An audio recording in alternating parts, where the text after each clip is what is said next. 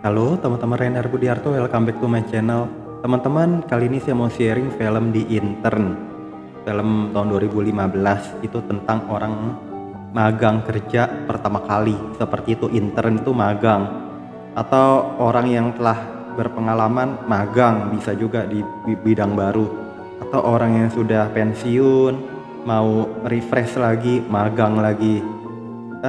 Kembali lagi, ini bidang baru atau enggak, bukan profesionalnya dia, atau bukan kebiasaannya dia mengerjakan itu, atau refresh pekerjaannya dia kembali, atau sesuatu yang dia belum biasa melakukan, atau dia sudah biasa melakukan tapi ya perkenalan perusahaan dulu, bisa dibilang tuh magang semuanya, atau enggak trainee, dilatih atau gimana. Nah, ini film tentang itu. Dan kebetulan yang di luar negeri ya, itu lagi ada program di suatu perusahaan bagi yang telah senior, bagi yang telah pensiun, umur pensiun, atau enggak ya siapapun boleh, bisa, tapi ini deh, orang pensiun boleh masuk gitu.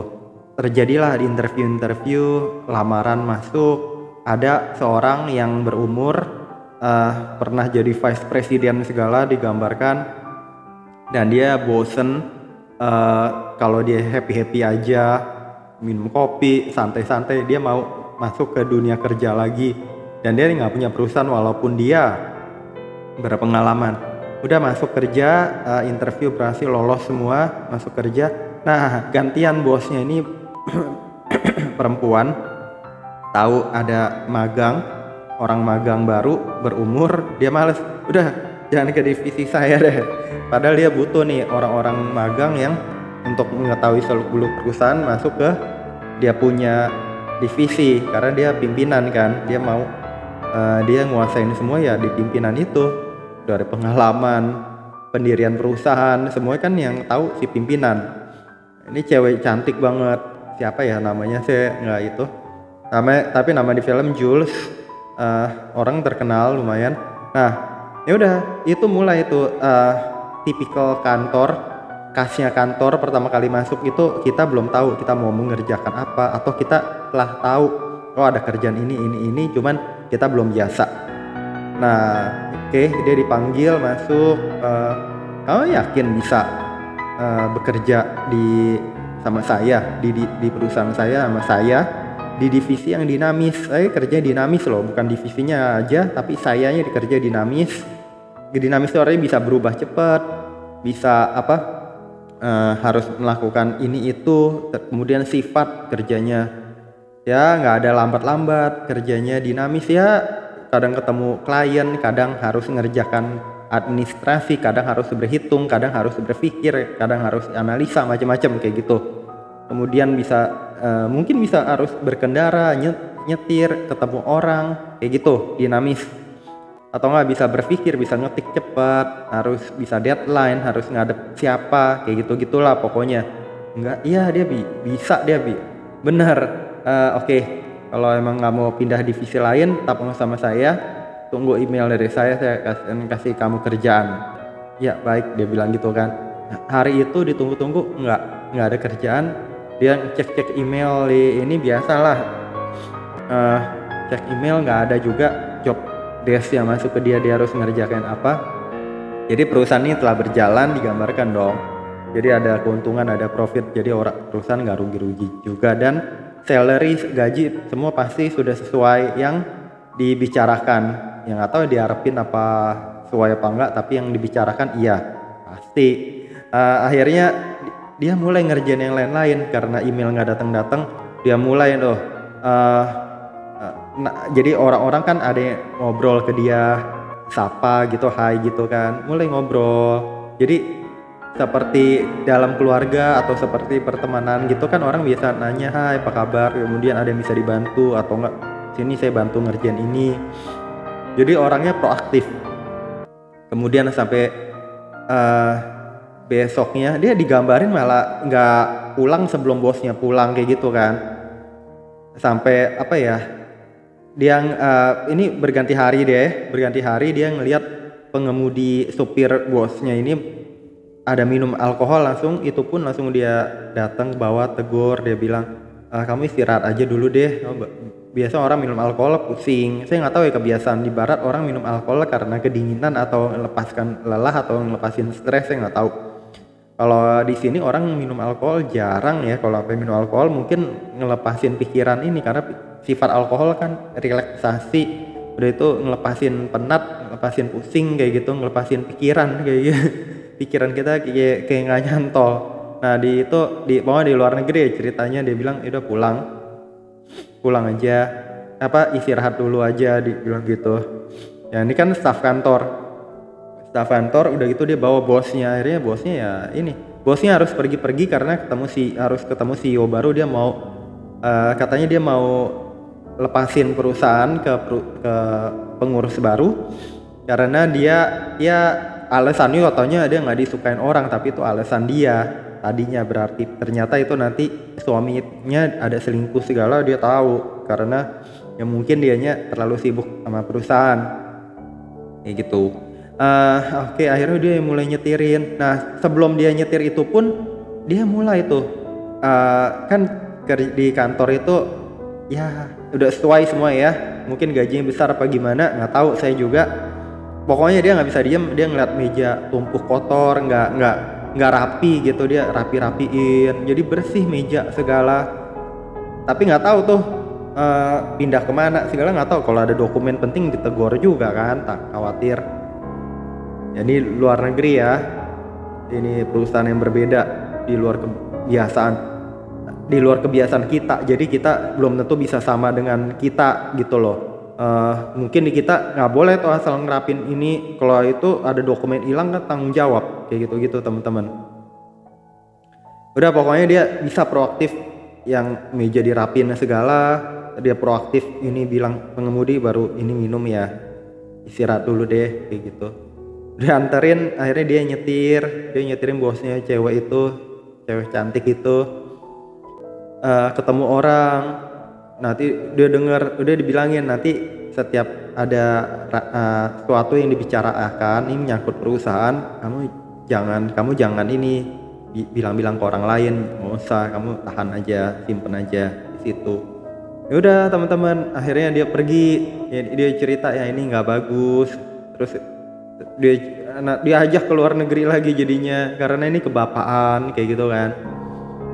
Sampai hotel aja santai, ini bule juga ya, balik lagi. Jadi misalnya sekamar itu ya udah dia tinggal tidur bareng gitu, nggak peduli ya, apalagi dia orang ini kan orang dewasa yang tahu ya, dia nggak mau ngapa-ngapain, dia ya kebapaan juga, tidur bareng di bed gitu, digambarin di film. Saya malah bercerita santai, jadi seperti orang sudah menikah lama kan, juga udah kayak saudara kayak gitu, nggak terlalu nuntut maunya itu terus tuh, nggak kayak gitu, kayak sahabat baik aja.